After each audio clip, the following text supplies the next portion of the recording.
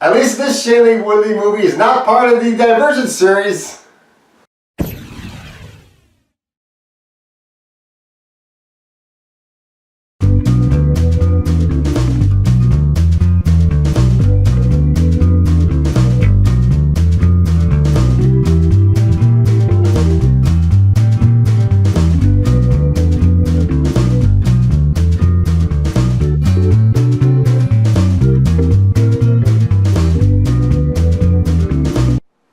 Adrift, directed by Baltasar Kormacor, stars Shailene Woodley and Sam Claflin. This movie is based on a true story that was written by Tammy Oldham Ashcraft, and this is based on her adventure being stuck in the middle of the Pacific Ocean with her fiance Richard Sharp that she met in Tahiti. They get this assignment from this couple to sail from Tahiti to California, since Richard is an experienced sailor. And they trust him to sail this far, and he takes Tammy with him.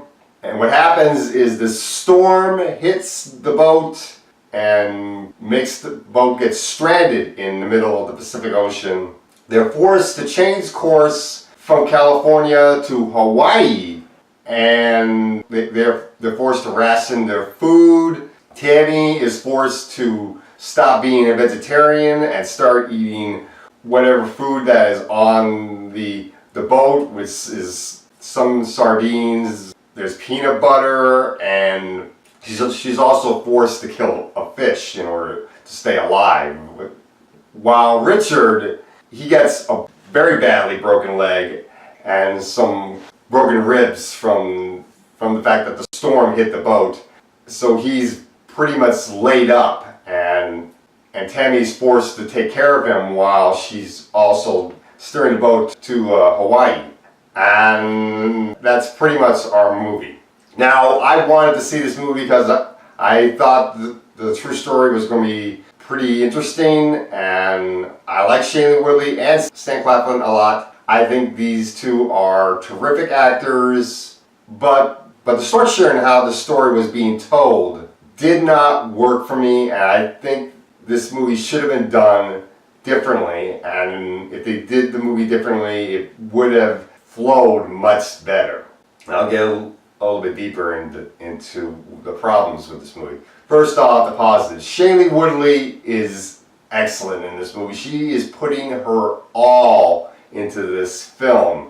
The scenes where they are stranded in the middle of the Pacific Ocean, you really feel the intensity of those scenes. You feel the desperation, and you do feel the fear that Tammy has, worrying that she and Richard may actually die in the middle of the Pacific Ocean. They may not get back to land, and those parts are the point where I felt most invested in the story.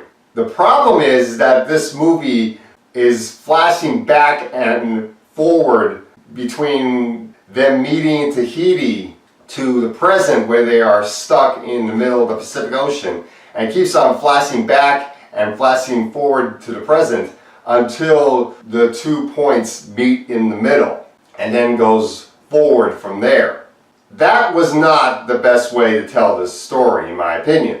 In my opinion, the best way to tell the story either would have been a linear format right straight from the beginning, where they meet at Tahiti, fall in love, they get the assignment from the couple telling them to sail from Tahiti to California, and then the storm hits and they're forced to change course to Hawaii. That would have been a much better way. Or cut out the meet and greet part altogether and just start at the point where they meet up with the couple, asking Richard to go to sail his boat from Tahiti to California and go from there. Maybe that might have been a much better way, because flashing back and forth was not the right way to go. And then there's this twist that you see at the end, which I don't even know if I like the twist.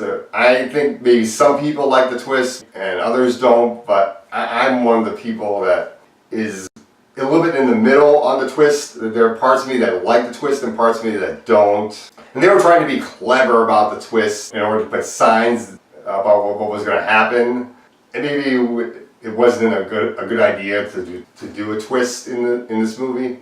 But overall, I did like the movie. I think Shailene Woodley does a really good job. And Sam Claflin, I think he's doing the best he can within the movie. But overall, it's pretty much just a rental. And I do think this is an important story that needs to be heard. But considering the structure of how this movie was done, it's probably best to just wait until it comes out on Netflix or Redbox, really, instead of going to the theater to see it.